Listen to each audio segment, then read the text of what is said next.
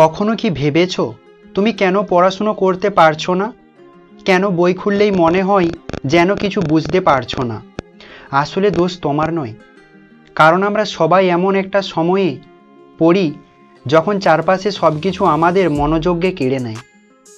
Phone, social media, বিনোদন সব কিছু আমাদের ধরে রাখতে চাই, কিন্তু আমরা ভুলে যাই আমাদের ভবিষ্যৎ আমাদেরই তৈরি করতে হবে।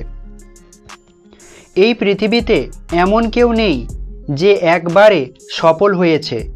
সবাই একদিন না একদিন ক্লান্ত হয়েছে, হতাশ হয়েছে, মনে হয়েছে আর পারবে না, কিন্তু পার্থক্য হলো তারা হাল ছাড়েনি।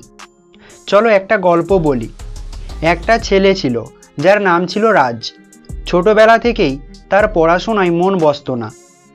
সে মনে করত, আমি তো মেধাবী নই, এত কষ্ট করে লাভ কি? তার আশেপাশে সবাই বলে দিত, তুই পারবি না, তুই ব্যর্থ।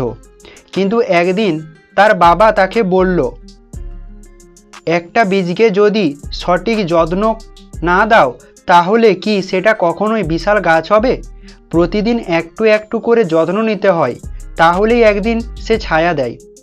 রাজ বুঝতে পারল আসলে ব্যর্থতা ভয়ে সে থেমেছিল। পরের দিন থেকে সে ছোট ছোট অভ্যাস তৈরি করতে লাগলো। প্রথমে 10 মিনিট, তারপরে 30 মিনিট, এভাবেই ধীরে ধীরে সে মনোযোগ বাড়াতে লাগলো। আজ সে একজন সফল মানুষ হয়েছে, যে অন্যদেরও সে অনুপ্রাণিত করে। এখন ভাবো, তুমি কি সেই মানুষ হতে চাও যে শুধু আফসোস করবে, নাকি সেই মানুষ যে একদিন গর্ব করে বলবে, হ্যাঁ আমি পারলাম? তোমার স্বপ্নগুলো ছোট নয়, তোমার সামর্থ্যও ছোট নয়, শুধু তুমি নিজেকে ছোট করে দেখছো। তুমি যদি এখন পড়াশুনোয় মনোযোগ না দাও তাহলে একদিন আফসোস করবে, আর সেই আফসোস কখনো পূরণ হবে না। কিন্তু যদি আজ নিজেকে বাধ্য করো প্রতিদিন একটু একটু করে, তাহলে কয়েক বছর পর তুমি নিজেকে ধন্যবাদ দেবে। তাই আজ থেকে একটা ছোট চ্যালেঞ্জ নাও। প্রতিদিন 10 মিনিট করে মনোযোগ দিয়ে পড়ো। ফোনটা দূরে রাখো, মনোযোগ ভাঙার সব কিছুই এড়িয়ে চলো। নিজেকে প্রতিদিন মনে করাও, আমি পারবো। কারণ যারা ছোট ছোট জিনিস ঠিকঠাক করতে পারে তারাই বড় স্বপ্ন পূরণ করতে পারে। আজকের কষ্টটাই তোমার আগামীকালকে সুন্দর করবে।